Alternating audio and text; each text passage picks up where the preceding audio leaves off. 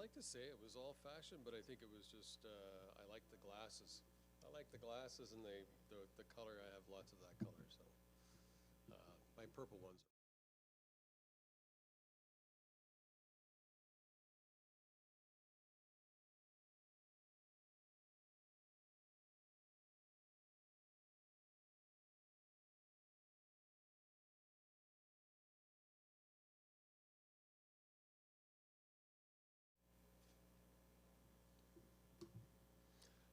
Good evening. Thank you for coming out.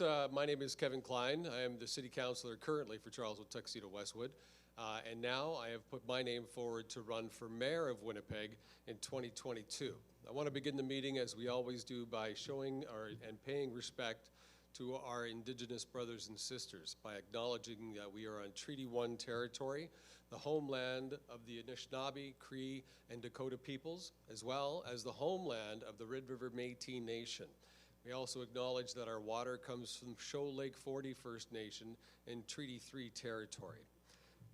So we're almost 3 weeks into this election for our campaign, and we're hearing lots from a lot of people.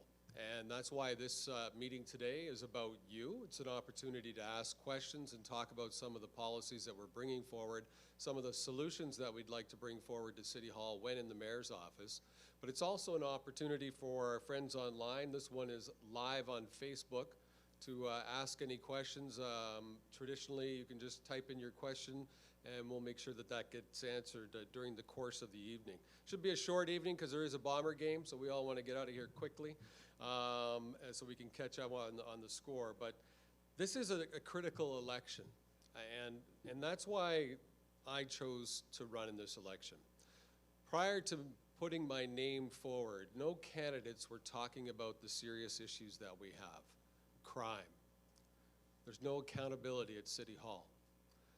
We don't have leadership that takes the time to work with others throughout our city, to take the time to work respectfully with our provincial counterparts or our federal counterparts.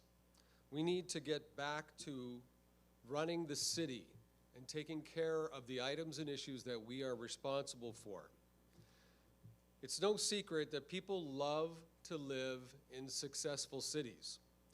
People choose to live in cities where they can prosper and where they can enjoy a high quality of life. That's very important. But that is based on many different things, all things that we have to pay attention to. And we get to say that we're a city where you can prosper and where there is a high quality of life by making sure the government is successful, by making sure that the city is well managed, and that the whole system is working together efficiently and sustainably. That's why we built our campaign on 3 pillars of success. Safe neighborhoods for everyone. Safe neighborhoods include downtown. We want people to live downtown. Every neighborhood has to be safe. Accountability. It's important, especially after the last several years and other projects that we've seen in the past few years that are consistently over budget. And we hear about consistently being overdrawn on our accounts. We need accountability in City Hall. We have to change the process or change the DNA, if you will, today, where it appears that the public service is running the city and council are simply cheerleaders for the public service. City council must be the leaders of public service. That's what you elected them to be, that's what you're paying them to be, and that's what they're there for, to represent your wishes and desires. That's accountability. And it goes a long way and it ventures off into different paths, but it's all under accountability. We talked a little bit about the need for real leadership, and real leadership, I think, is something that is truly important because we know, we've talked about, I'm not the only one who has talked about the dysfunction at City Hall, the division at City Hall. We've all heard about the division and the EPC, and most councillors not being involved in the budget working group, and I've already made a commitment. The very first commitment I made publicly was that every elected official from every part of this city will participate in the budget working group for the first time in decades. decades. These counselors will all receive the same information. They will all have the same opportunity in front of the department heads to ask questions that are necessary to ensure that we are putting the best budget together for Winnipeg. Real leadership also talks about the importance of protecting our communities, and that's also under Safe Neighborhoods. Our second announcement was making sure that we take the very first step to addressing the serious crime issues we're having. I think today they announced it was a teenage boy that was arrested for murder in our city. That's on all of us. That's on everybody in the city, right? We need to have a place where our young people can grow and flourish and be welcomed, where they have opportunity, where they have an opportunity to buy a house. They have an opportunity for a good job and a job that they could advance in. Public safety isn't just about police and guns, but it's better utilizing the police that we have.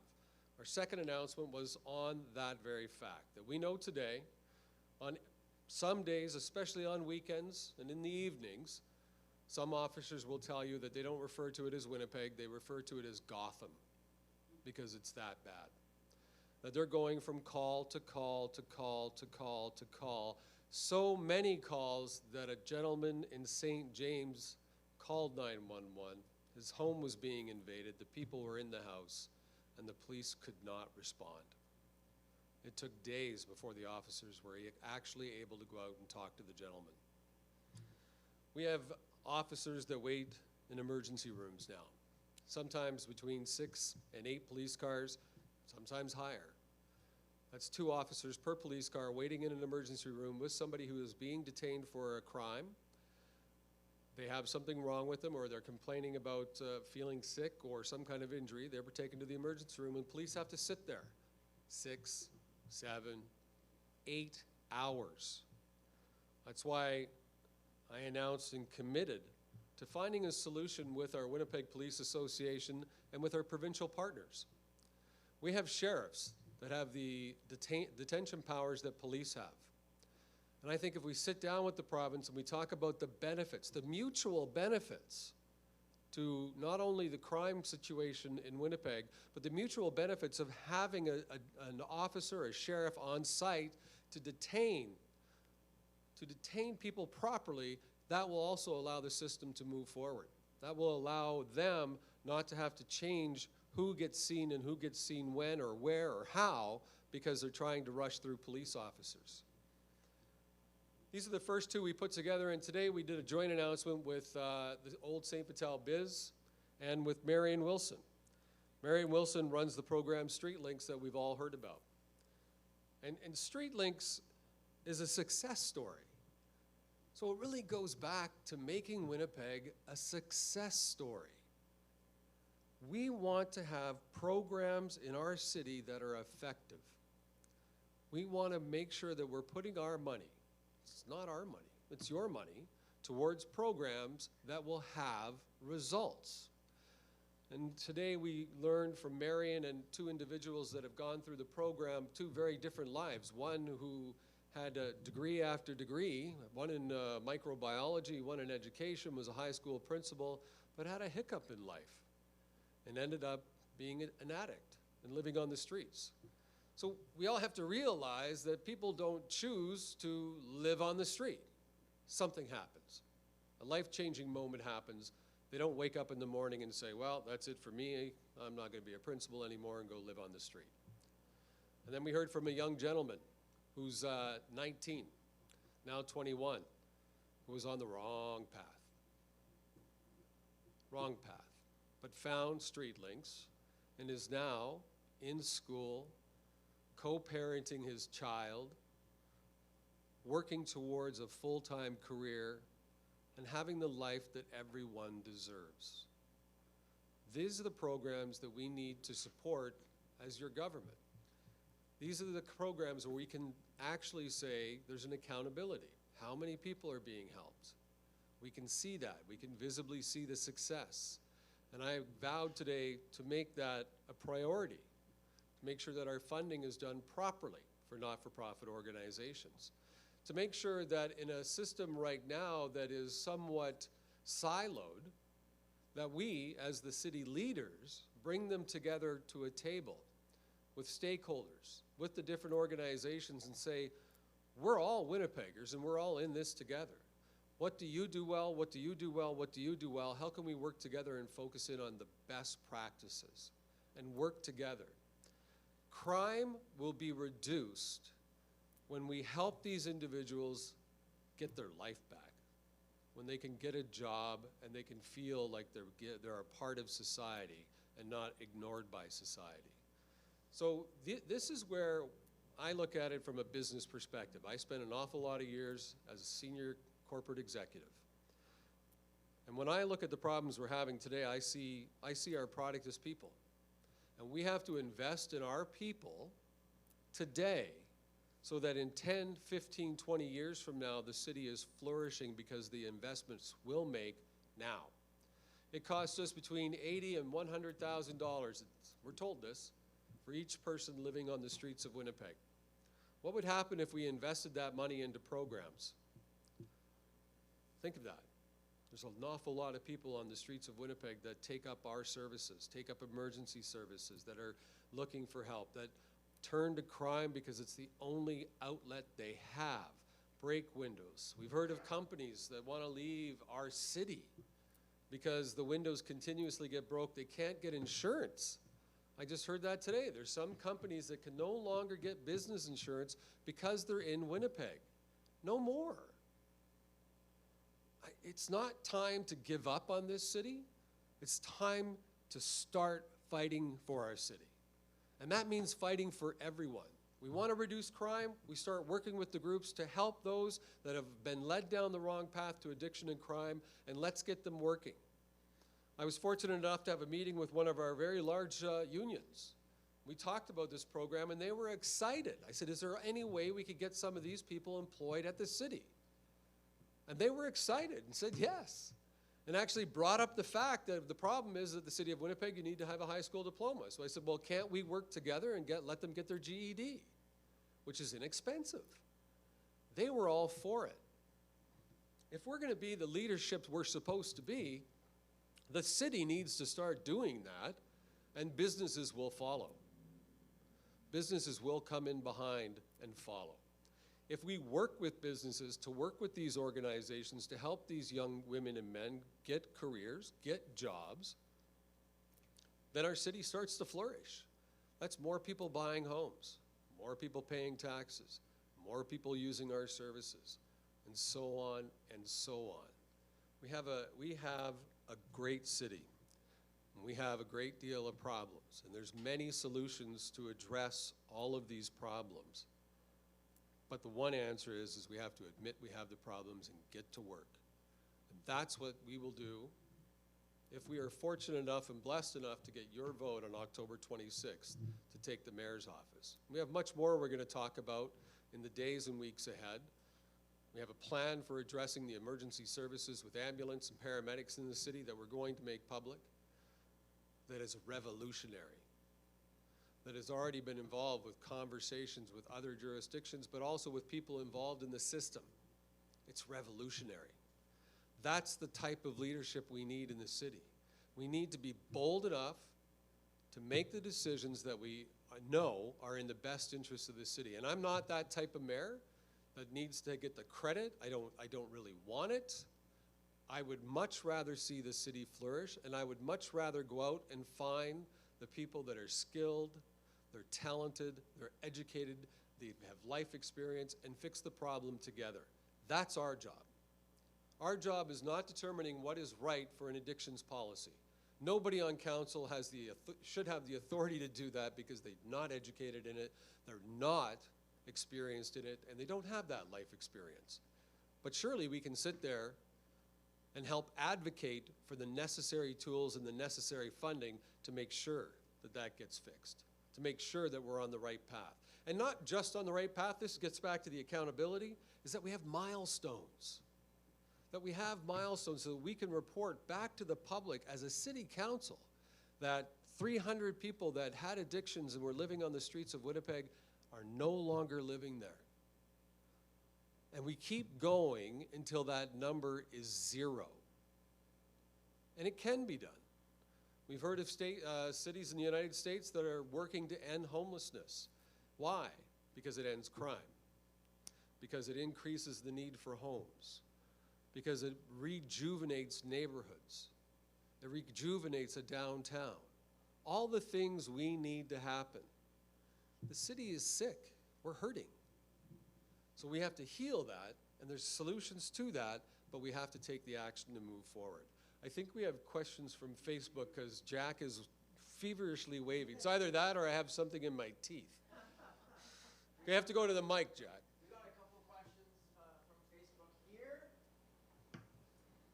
The first one is from Arafath, and he wants to know, what are you going to do about crimes in St. Boniface, specifically robberies, and how can you make the downtown more safe? I'm sorry, who is that question from? From Arafath. Arafath? Well, it's a great question, and I think we're trying to talk about that right now. Crime has to be the #1 priority in this city. And when I announced our campaign, I made that the #1 issue in our campaign. And before I announced that, nobody was talking about it. Somebody had talked about getting rid of a helicopter. That is not going to reduce crime. I don't think you have to be a professional police officer to realize that. Everyone I've talked to knows that that is just not reasonable. It's not sensible. You can have all kinds of 10-point and 12-point plans to address crime. I think you have to allocate our resources properly. Mayors, councils cannot get involved in the day-to-day operations, but through the police board, we have the ability to ensure that the needs, values, and expectations of the city of Winnipeg are met. And what that means to me is that people with guns and badges need to be on the street. They need to be dealing with crime and not sitting in a hospital for 8 hours. They need to develop relationships with people in communities. You'll hear us announce soon another program. I don't mind putting it out there because it's live on Facebook, so it'll be on record, that we have been working with the Winnipeg Police Association on another program. We talked about bringing in public safety officers to the city of Winnipeg to act as ambassadors, if you will. They would drive cars similar like to police cars, but they would be the eyes and ears where our police officers were not because they were dealing with the major crimes. And we have a major crimes problem. We take more guns off the street in Winnipeg than the city of Toronto. Not per capita. 1 for 1. That is a major, major problem. The knives on the street. This is a serious issue in our city, and there are solutions. Our plan would be to say, okay, for transit, there's a number of police officers that work in the station that would like to come out of the station. And we put those officers that are dealing with the duties of the front desk and such, dealing with transit. That's their job. They're watching transit, they're getting on buses, they're checking for tickets, they're available all the time. We also joined the 21st century, and we put cameras on those buses. Now, I've heard the other candidates talk about, well, we can have cameras there, we'll be able to see who committed the crime. Far too late. That's not proactive, that's reactive, and how are you going to catch somebody hours after it happened if you're lucky enough for someone to report it and they had their face on camera? It doesn't work. Getting them new radios is not quick enough. If you get the transit drivers better radios, they'll be able to call, I guess, their dispatch, who then, as I'm told by the transit union, have to explain what's happening on the bus, and the dispatch will determine whether or not police need to be called out. That's too long. How do you know? You're not a trained police officer. So my suggestion is what they do in European cities. You can put cameras on videos on buses, that have a foot pedal. And when something is starting to happen on a bus, or a driver feels threatened, or there's a passenger threatened, or a number of people that get on the bus and he's worried about that, the driver steps on the foot pedal. A camera, the TV screen immediately goes on at our police headquarters, where we use officers that are restricted to work indoors. We have some like that now. Let's put them to work as well. Let them use their skills of knowing exactly what's going on. They can watch what's happening in real time and dispatch those officers that are focused on our transit system. That's utilizing the resources we have today. That's using what we have better than we have been using it. And then we're allowed to have 200 cadets. And I know I'm going on a while because this excites me. We have 200 cadets, but right now we only have 60. We want to see those, and the association's fine with it. Everyone talks about big bad union. No, they think it's fantastic to take these cadets, put them in their cars, and let them drive around St. Boniface. Let them drive around, Transcona. Let them drive around, the Winnipeg South. Let them drive around Charleswood, St. James. Let them drive around the city with their eyes and ears open. These are young women and men training for positions in law enforcement. Let's utilize them properly. And cadets are a lot different than police in many ways. They have a better chance of developing that relationship in situations than police do. A lot of people have very, tough feelings about police, but cadets take a different approach. They look different, but they're still police in many, many ways. So this is how I see us reaching out to solve those break-ins and those incidents that are going on in our community, and especially in the suburbs. People deserve to be protected. People deserve to have safe neighborhoods. You shouldn't be afraid to put your 16-year-old on a bus. But in our city, a couple of 16-year-olds were attacked at a bus stop. We need to fix it. You have another, he has another one from Facebook, and then you. Three more on. You have to go to the mic. So the next one is from, I'm probably saying this wrong, Prohor, and they want to know the Francophone community needs more importance. The city needs better service for French people. We need help. What can you do? So the question is more French services from the city of Winnipeg? Yes, I believe so. Okay. I don't disagree with that. I think our website has to be updated. We have to bring that up to an acceptable level in today's society and digital world. I think we're a little bit behind. I jokingly sometimes will say our website was designed in '65, but and that's 1865. But I think we need to update that so you have the choices, but not just French, right? I think we have to be respectful of the fact that Canada is changing. And we have to be respectful of the fact that we have a lot of new immigration coming to this city. So there are programs and there are ways. We live in a much different world now where we could have different translations available for everybody that comes to the city of Winnipeg, or somebody looking to start a business in the city of Winnipeg, or move their family to Canada and they want to go to the city of Winnipeg. So it's interesting, right? Because you'll hear a lot of politicians over the last several years, and some that are career politicians and have been, done politics in different provinces and tried it federally and so on.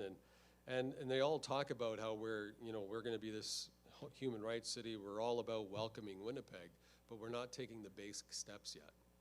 It works great for a political campaign, and it looks good on a political postcard, but you actually have to do that step. You have to take that step to make everybody feel welcome. And I think not just French. French is our second language, and we must respect that. It is a big part of our community. And being Métis, I know how important it is. So, but I would go further and say there's other languages that we should be doing as well. Tagalog. We have a very large Filipino community. Cree. Let's protect our home language as well. So there's different languages that we should be looking at. Do you have one more? Thank you. We'll do one more. We'll do one more from online, and then we can take some from in the room if we want. This one's from Ellen. What is a better path for homeless that we can create that is effective? Because the homeless shelters at the moment don't seem to be working. That was from Alan. Good question, Alan. If you had a rewind button, I would suggest you rewind to the start where we talked about a program that we endorsed today and a program that we intend, when in the mayor's office, to fund the Street Links program that is working diligently in our community. Not that others are not. This is the one that we've met with so far. But I think it's important that we have different solutions. And one of those solutions is supporting those that are getting results today. And I mentioned earlier 2 gentlemen that we met, one that has 2 degrees. One of them is in microbiology, very tough degree to get. And the other was in education, but ended up living on the street and being addicted, and another young man whose life just led him down that path. Both of which now are back in our community. Both of which have gone through the programming that's available and were treated with respect. They were treated with dignity. And now they're looking for a way to return to our society properly. And I also earlier mentioned the fact that I think the city of Winnipeg could play a large role in that. You'll hear it more as we go along. We had to close the waiting pools early because we didn't have any staff. We might not be able to open arenas because we don't have any staff. Here's a great opportunity to get more staff. Let's help them get into the city. Let's work with them and give them the opportunity not only to grow, but to flourish. Yes, ma'am. Well, hi. So, can you hear me?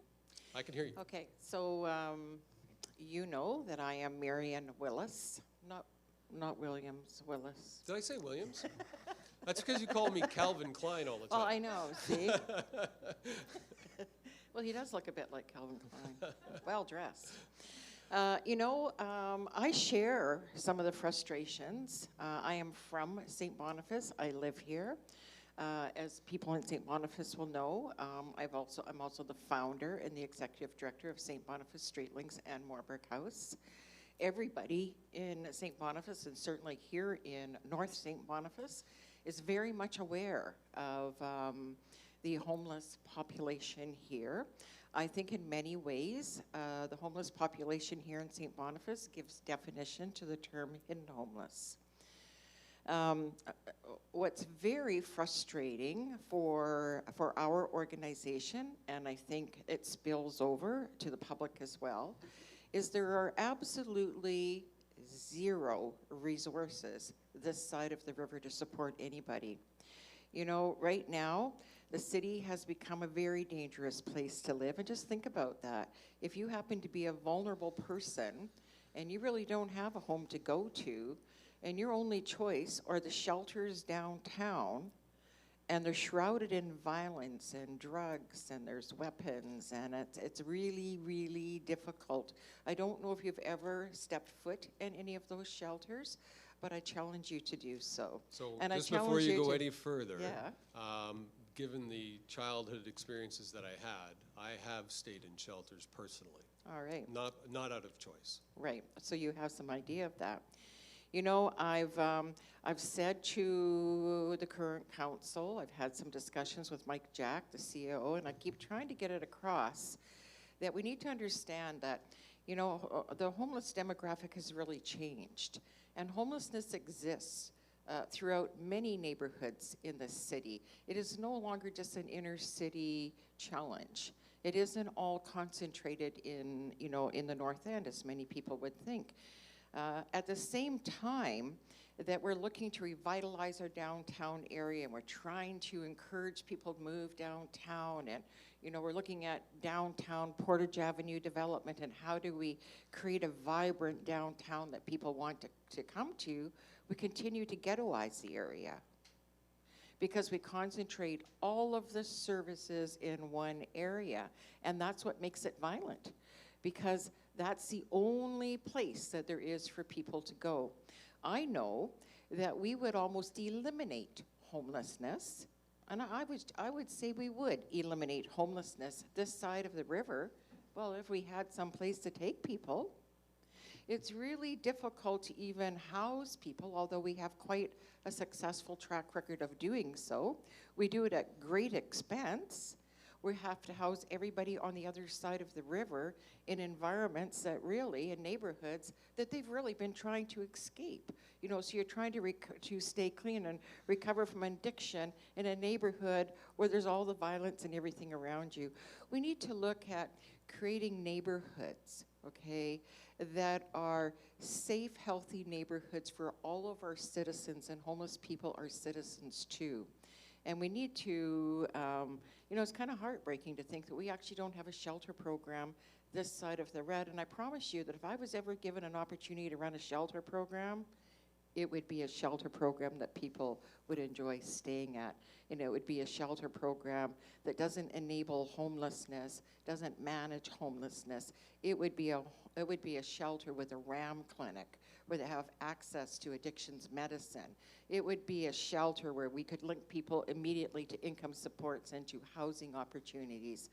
You know, it would be a very different kind of shelter. You know, we haven't really modernized much in this city. We're a small city with big city problems, right? And the population, our population is growing as a city, right?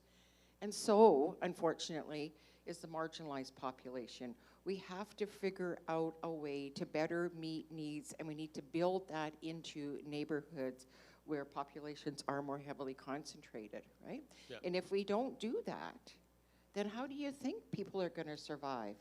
They're going to break into your garage, they're going to break into your car, they're going to do whatever they have to do to find a way to meet their needs. I know that if we meet needs, that people actually choose not to engage in crime. Criminal activity becomes an activity for the have-nots, and that's their only way of survival. We need to do a whole lot better. And here in St. Boniface, there's a river that separates us from the inner city. There's 2 bridges that connect us. We are like the inner city here, and we have absolutely no resources other than St. Boniface Street Links that operates out of a garage at the back of 311 Provencher. I've been there. Yeah. You sure have. So I'm gonna guess that there's a question there. Oh, okay. So there is no question, so I don't have to answer. I'm glad you told me, because I think what you've done is you've provided evidence of the fact that there's various different solutions we have to take. The city of Winnipeg has an awful lot of buildings. And again, I think this is where we sit down with our provincial counterparts and remember that we're all elected officials and that we're not there for our egos or our next job, and find a solution to this. So if the city of Winnipeg can be partners by saying, well, we have this land here, we can expedite the permits if you can help them get the building going. Or if we own buildings that have been sitting empty for years, why aren't we turning those over? Here's another thought. We have 600 vacant homes, they're telling us, right now in the city of Winnipeg. Some of those are owned by people that just can't afford to do the building right now. But some of those are people that want to do the building, but it takes a year or more to get a permit. Because when you want to get a building permit or a demolition permit, you have to apply for a building permit and you have to show them the plans first. Meanwhile, back at the house, it's being set on fire, neighborhoods that are at risk, our first responders are at risk, and it attracts crime, and it's not fair to the residents in the neighborhood. So why wouldn't we work with our provincial counterparts to look at these homes that will do go up for tax sale, which could take anywhere between 2 to 4 years before the city takes that property, but in the meantime, that house is getting worse and worse and worse. Maybe we can find a system if they're out of province or if we just know we're not going to get the money. Giving them fines, by the way, is not the fix, because fines they don't have to pay. They just have to keep paying their property tax, and you can't take the property. So if we add fees to the property tax, now we can take them, and they have to be substantial fees. But why isn't the city, instead of selling those properties, going to organizations that do offer the type of housing and supportive housing that you're describing, and get those? That's 600 homes. That's 600 people. That's almost half of those vulnerable residents living on our street. We have Homes for Heroes coming in. They're going to deal with the 200 or around 200, maybe a little bit less, of homeless veterans that are on the street. Now we're at 800. We're almost there. If we start utilizing the materials we have today and taking the political part out of it and just saying, what's going to work? Because if you can get 600 people living in a house, and then they get another house, and they're all working, and their kids are having, coming up a different way than they did, and they want to stay in Winnipeg, we all win. But we're not looking at individuals in this city as the commodities we should. They're people. And we have to invest in those people. And if we have this land, we have 3 stories of the Graham building sitting empty. And we pay $500,000 a year. I think Joanne from the Free Press is here, and I think she wrote that story. It was $500,000 a year. She's smiling and nodding, so I'm going to think that that's a yes. So Why not utilize that building to get all these different services in one place? Just even for the management of it to say, okay, what's our plan? We got to take care of this area. This group of people needs this help. That group of people needs a different kind of help. We should be able to have those conversations all the time. It shouldn't be different organizations fighting for money from the city of Winnipeg. We should be working together to fix the problem. It's not about silos. It's not about the groups, good or bad. It's about solving the problem and making it happen. And you can only solve that problem when you have milestones. You have things that you have to achieve. You've set goals. And that's what we're not doing as a city. We're not doing it financially in our budgeting. We're not doing it with police. There's just so many things that I could talk about that show the evidence that we're not. If you look at some of the grants we do give out and what they're for and what the return is on those grants, when we have people that can't get their garbage cleaned in a park, that leads you to one of the biggest things as part of our pillars, which is real leadership and accountability, and that's what are the priorities for our city right now? Well, I think we know our city is hurting, and I think we know that our city is sick, and we need to help our city.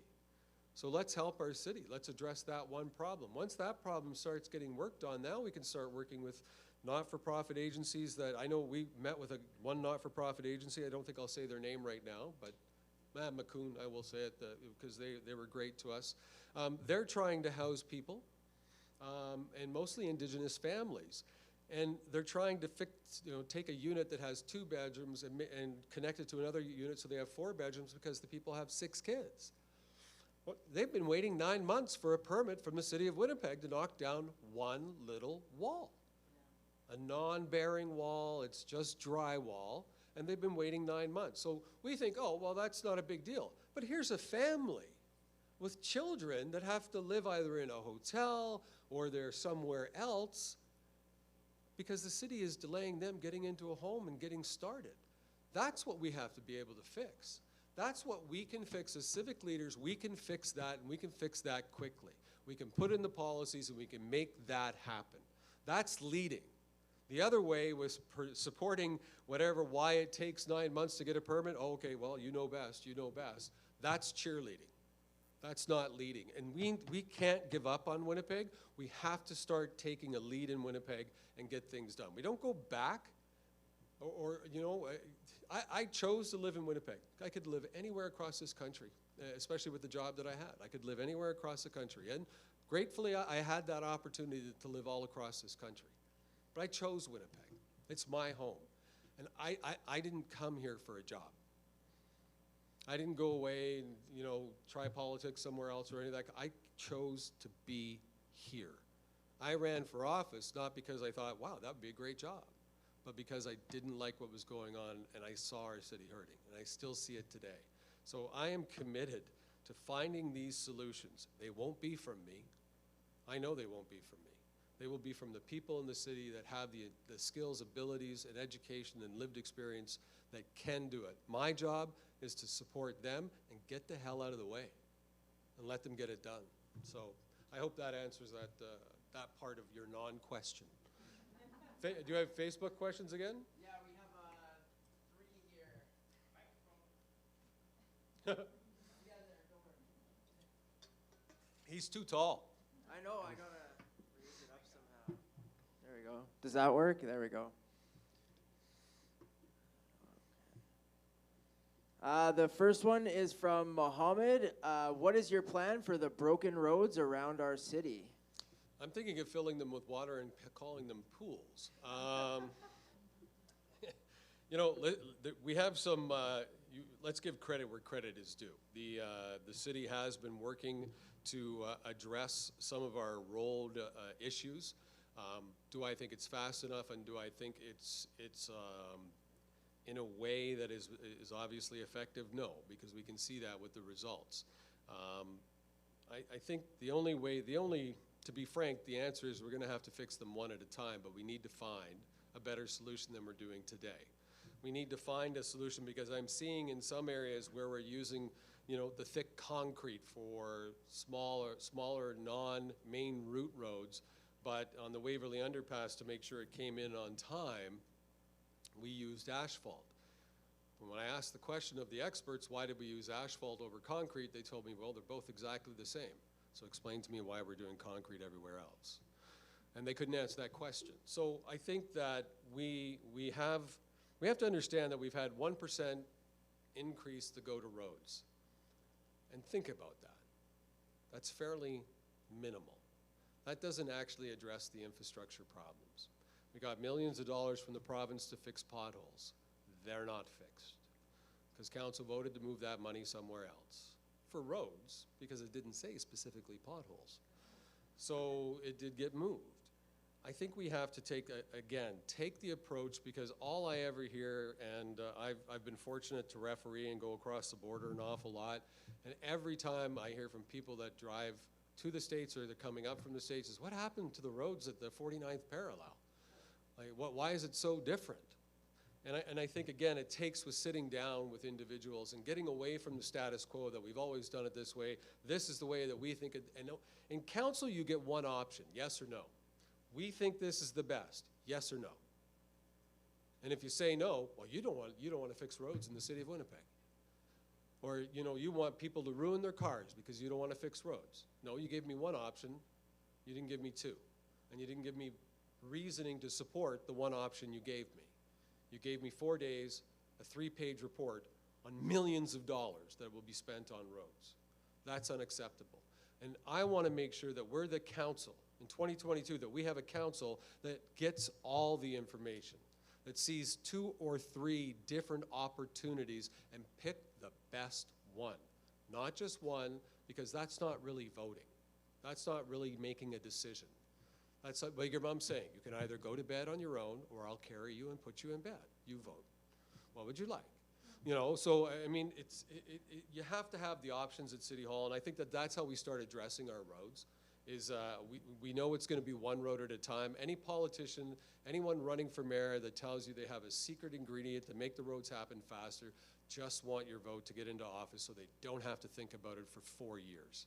I want to get in there and bring, just like with the homeless groups, just like with business community, we've talked about setting up a business advisory council that would report back to council, that we could speak to about business decisions that are impacting them.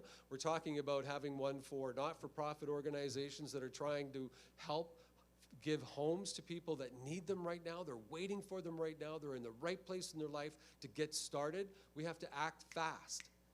Because when somebody wants to make change, that's when you can make change. So I want to have one for the roads as well. We keep hearing from different outsiders, from the Manitoba Heavy Construction Association, from engineers at the University of Winnipeg, and elsewhere, that we could be doing our roads differently. Why aren't we listening? We seem to stop and go, unfortunately, you are not the city, and we know better. I don't want to have that attitude. I want to have the attitude to sit down, well, tell me why yours is better. Show it to me. Let everybody ask you questions. Now let's make an informed decision that's the best for Winnipeg. To sit here and say, I have a policy that is going to fix more roads would not be truthful for anyone on this council, unless they're to say we're going to raise taxes by 15% and put all that money to roads.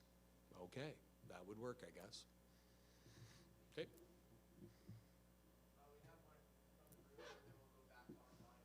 Okay. Thank you. Councillor Klein, thank you for running. Thank you for having the courage of your convictions. You bring a style that's long overdue at City Hall.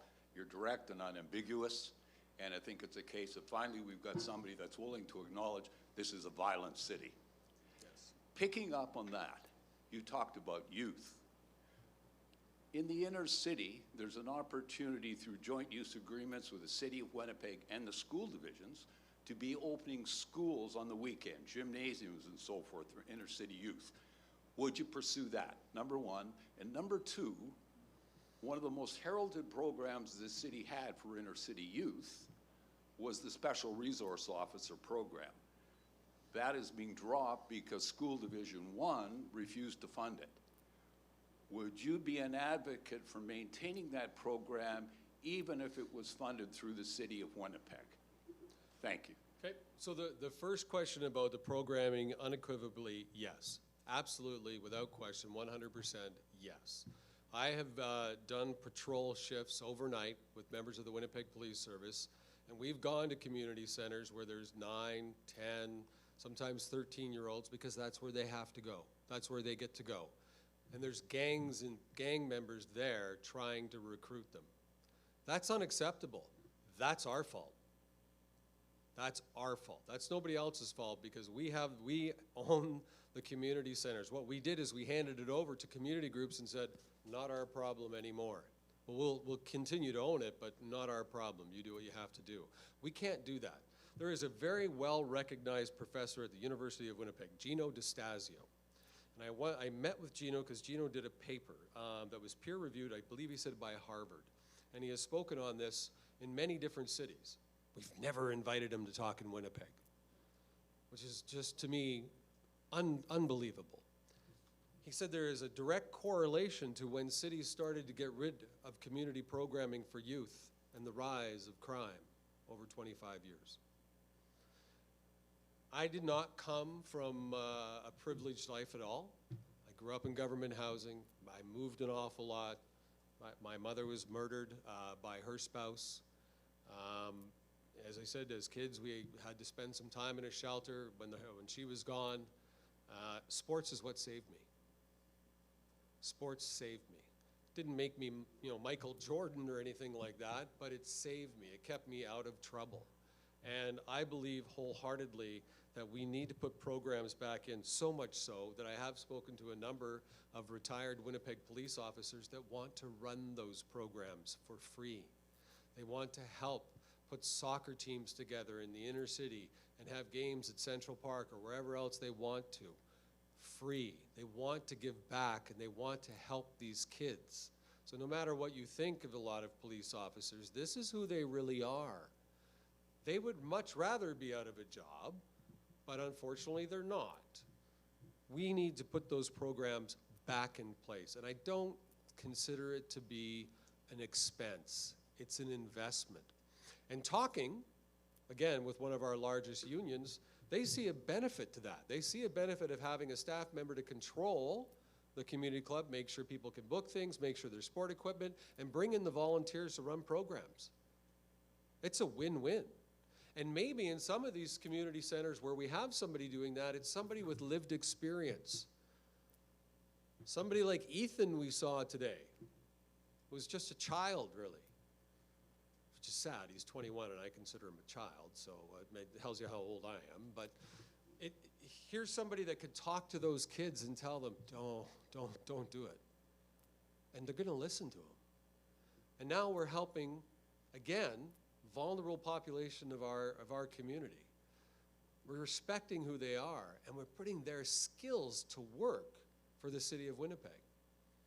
We have to bring back some of that programming. No, you can't have the leagues like we used to have, but we can have programming for kids where they can go. Several years ago, when I was CEO at the Sun, I taught Taekwondo. I'm a third-degree black belt in Taekwondo, and at one of our inner city community centers, I asked them if I could go there and teach. And the rule was that they had to finish their homework, and my rule was they didn't get taught anything offensive. I would show them how to block things and then show them how they could break a board, because that's fun for kids. Very thin boards, but it gives that confidence. It builds that confidence, and it builds actually respect. That's the sport that saved my life. So I think that we have the opportunity, and we have the people in this city that care about this city that will do the work necessary if we just let them, and if we make it easy for them. So that's what I would do there. Your second question was about special resource officers. So from what I understand, I agree some schools have taken them out, not all. There are some in some schools. We do pay for half of that. It's the schools and some counselors that don't want police in schools because they believe it makes it a military state. Although if you go to a school and there is a police officer there, they're usually a friend of every one of those kids. They're not there to scare people. They're not there to enforce the law. They're not there to do anything other than to build bridges, to build relationships. If a child feels he's being bullied, he feels confident or she feels confident enough to go up to the resource officer and say, what do I do? Or you have a resource officer that sees a child that's always in distress. And maybe that child had a life like mine where his mom was being beat. Now the officer can have that conversation. What's going on? What's happening at home? Build that relationship. Help the child. Because I can tell you, a lot of kids feel it's their fault. Or they feel they're useless because they weren't able to do anything to stop it. Having resource officers is a positive. We have to stop looking at this as a negative. Police are a part of life. I've heard everybody in this city talk about the police budget. It's 27% or 28%, and they just go on and on about it. Do you know what the police budget is in Thompson, Manitoba, just for RCMP coverage, not for what we have? 27% of their budget. Most cities are around the same. Other cities are much lower because they don't charge their police rent. They don't lease cars to their police. They let the police buy them themselves and save 30%. We don't do that. So we like to point the fingers, oh, we could do more, but it's the police. And we don't understand that proactive policing, like school resource officers, is one of the best starting points we have for kids. They don't have to be afraid. They don't have to be afraid. Unfortunately, we live in a community or a society right now that requires those officers to be fully uniformed and to wear vests, because we know what's going on in the world. I would like to see the day where they're not wearing those vests, to be quite frank. Maybe they don't want to. I don't know. I haven't had that conversation. I'd like to see them dressed like cadets. Golf shirt, you know, the pants, identify themselves as police, but real people at the same time. And I'd like to see that happen in our schools, and I'd really like to see our community centers in the inner city allow some of our retired police officers, and I know there's retired firefighters and paramedics that want to do it as well, so I don't want to just put that on police. Let's work with them. Let's give these kids the same chance we all had. And I think that that will pay dividends in the city of Winnipeg. And it's no political magic. It's not, oh, I have a vision for the city that I had 20 years ago and I want to bring it back, or it's reality. Though these people are what counts, not your political history or you know what your legacy will be. If my legacy is that every kid in the inner city had programs that they could go and do, I'm happy with that. I'm very happy with that. I would argue that's very creative thinking that's long overdue. Thank you. Thank you. Any more online questions or any other questions? Oh, just go ahead. You're right by the mic.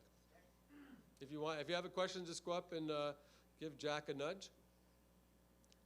So this is, we have two questions from Teham. What's your plan for green space in Winnipeg?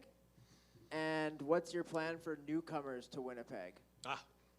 So green space first and foremost. So the other day we had an announcement of some work we're doing in parks in conjunction with the city of Winnipeg.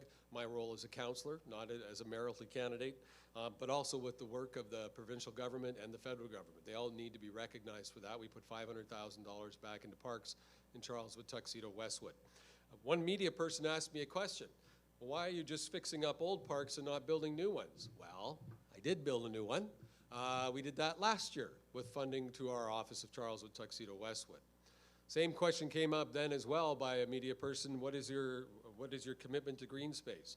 You may or may not know that last year at council, I was the one who moved a motion to add 1,000 acres of new green space or park space in the city of Winnipeg. No other councillor moved it. It wasn't a suggestion of the public service. I put it forward because the city of Winnipeg in percentages has one of the smallest percentages of green space and parkland in Canada. Maybe the lowest, I can't confirm that, but I know it's one of the lowest. So what would I do? I would ensure that that doesn't just become a bylaw that gets passed and thrown in the books for another year, that we start working towards the 1,000 acres.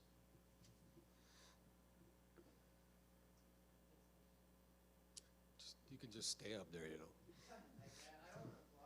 But remember, you're on camera, so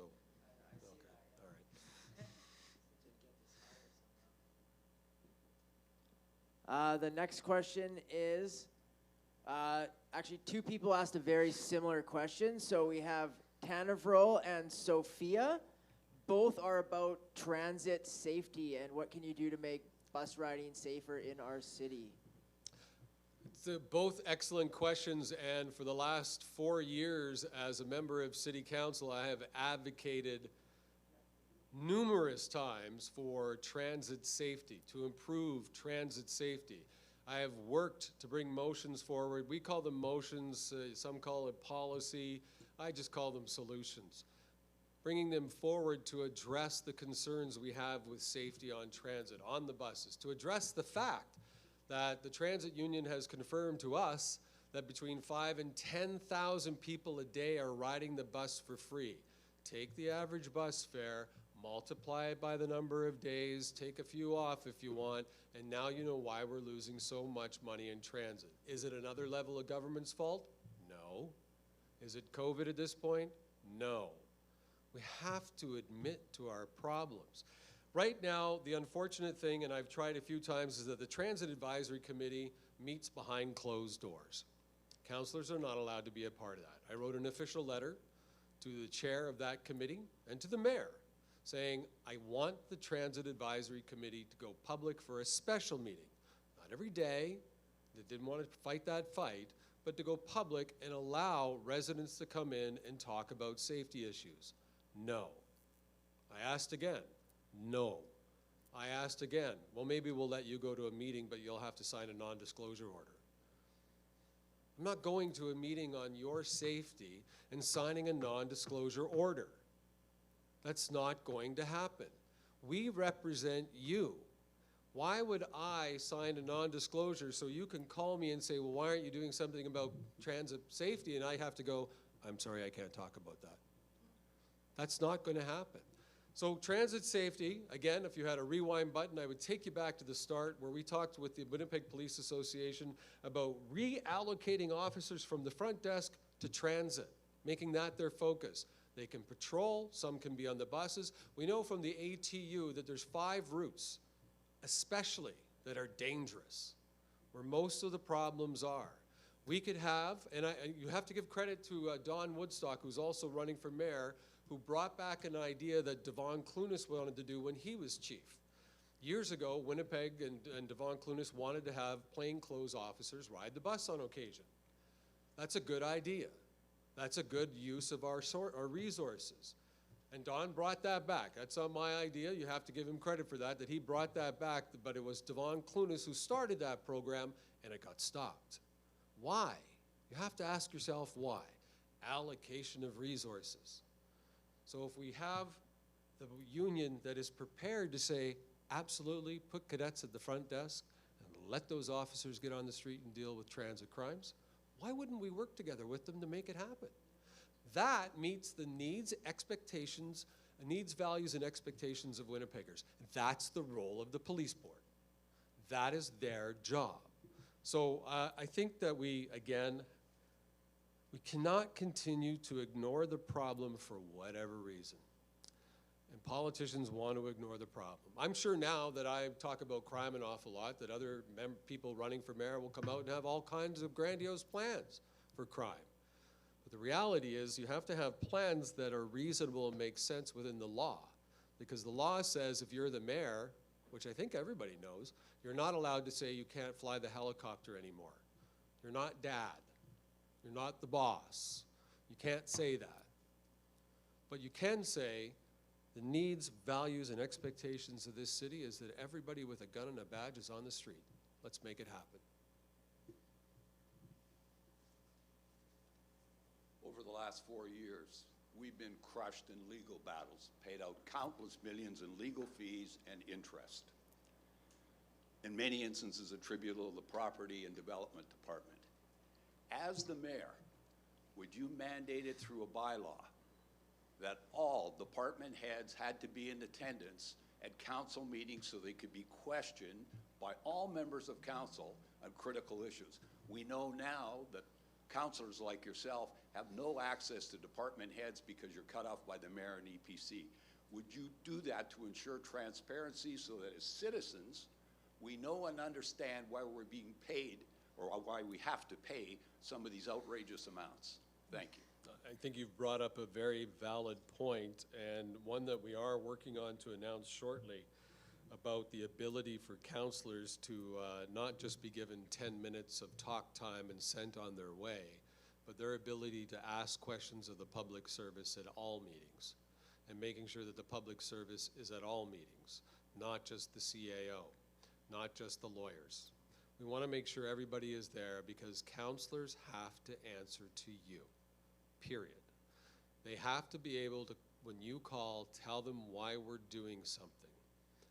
They have to have the information. If they choose not to give it, that's their decision. But I want to add to that, because I think it's important that on issues that have something to do with the city's safety, emergency preparedness, or any other matter that could jeopardize the city, let's say, those would have to be held in camera. Because I don't want to put your money at more risk, and I don't want to put your lives in jeopardy should it be something like that. So we have to be clear on that, and I want to be direct. But for everything else, absolutely, they should be there. It is quite interesting that they're not, and that not more councillors are calling for it. Because you're asked to make decisions on something you've gotten a book to read for 4 days or 5, you know, for the whole council stuff. If you follow the committees closely, you'll be able to catch in on some of that. But you have your regular duties going on, et cetera, et cetera, et cetera. And most of the time, every councillor knows if it makes it through EPC, we don't have a chance of beating it. That's wrong. That's just wrong. So I think that a councillor in Transcona, the councillor in Point Douglas, the councillor in East Kildonan, the councillor in St. James, the councillor in Charleswood, Tuxedo, Westwood, under my leadership, will all have the same opportunity to question the department heads on all matters. So yes, long answer. Very passionate about that one. I think that's the division that has been created at City Hall over the decades, and I don't think any other marital candidate will tell you today that they will put everybody on the budget working group, and that they will allow councillors to question all of the department heads, not by calling down the CEO at council, not by appearing for 10 minutes and asking if someone wouldn't mind asking a question. So it would be different. It needs to be different. Back to Facebook.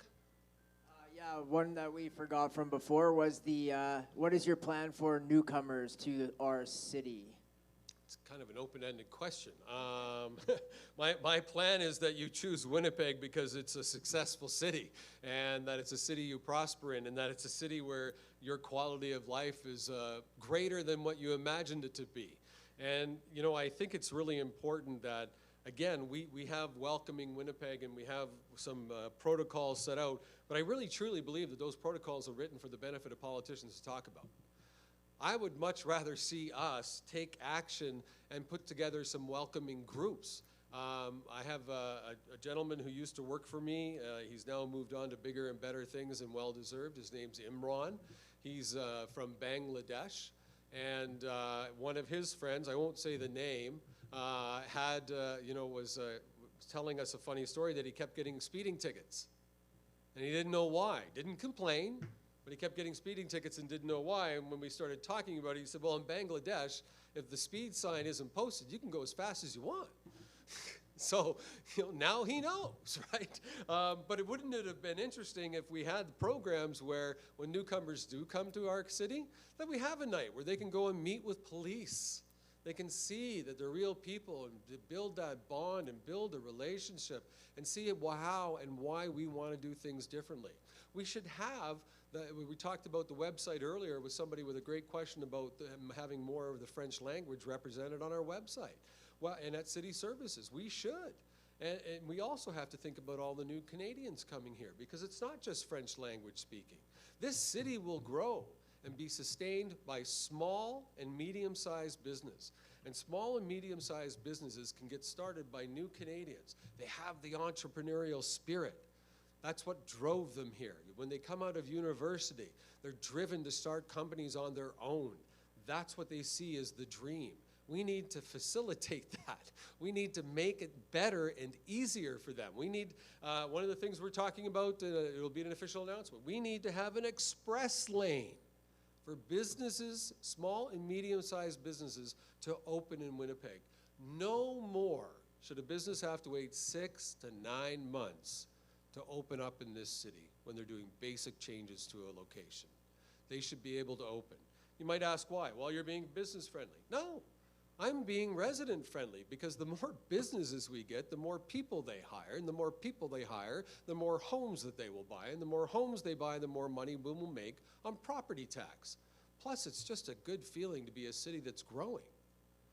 We know in the last Stats Canada that the city actually shrank.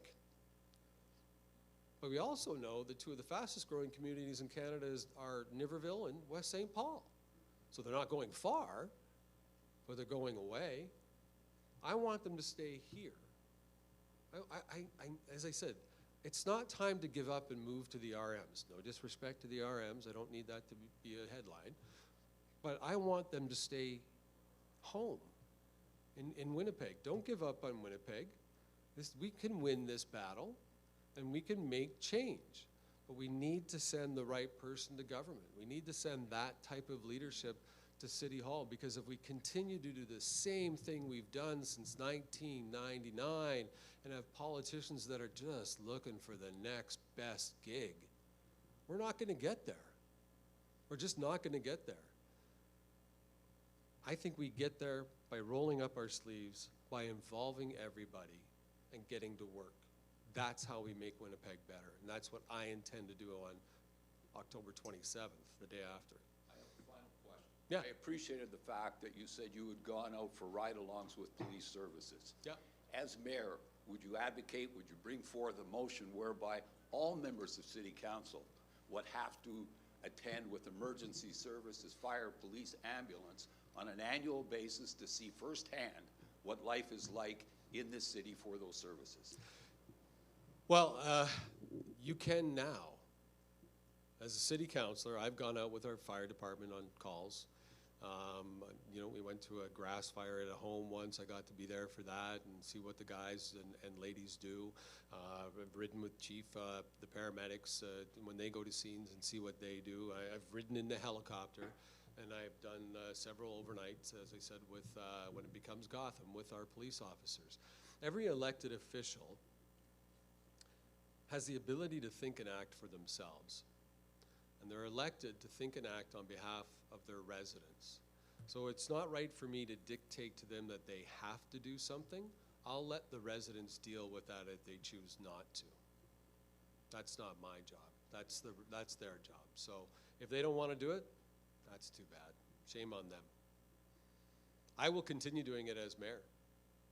I will continue to go on ride-alongs with our police. I will continue to see our emergency services in action. I will continue to go and spend half a night at Main Street, which we did with the paramedics. I will continue to do all of that, because until all of Winnipeg is healed, none of Winnipeg is healed. So again, elect people that are going to take that action for you, not for themselves, not because it's a great photo op to get a picture of yourself in a fire truck, but because you actually want to see what's going on out there. And is there a way to fix it? Or talk to the lived experience people. That's what's important. That's what's important. On the calls that I've done with our officers, and I have felt so touched. You know, there's calls that we went to. I'm not going to give you a lot of details on them, but where there's a young man that sat outside crying endlessly. And I sat down beside him, and another police officer came over, and we sat down beside him for over a half an hour until he felt better. They didn't have to do that, right? Our city is hurting. We need to heal our city. And we heal our city by making sure that our city is a place where you can prosper no matter who you are, and where you have a quality of life that you won't get anywhere else, or a quality of life that is better than what you can imagine. That's how we prosper. But it all starts with the youth. It all starts with having what you talked about earlier, community programs. Even though it's run by volunteers, let's do it. And if it takes a little bit of money, let's find it. Let's find it. Where are we spending that money that's not really helping the city of Winnipeg? That's what we have to do. One last from We Facebook. have one last one from online, and it is from Tan Verol, and it is any plan for investing into the city? Wow, I wish that could be summarized into investing into the city. I don't know how I would answer that one, because I think you have to invest into the city all the time. It's on a regular basis. You invest into the people, you invest into our infrastructure. We should be attracting investment to the city. That's what I see, right? I mean, coming from the private sector, the only way you make money is by going out and selling your product. And I'm more than happy to start making sales calls on behalf of this city. I think there are so many reasons for people to come to this city.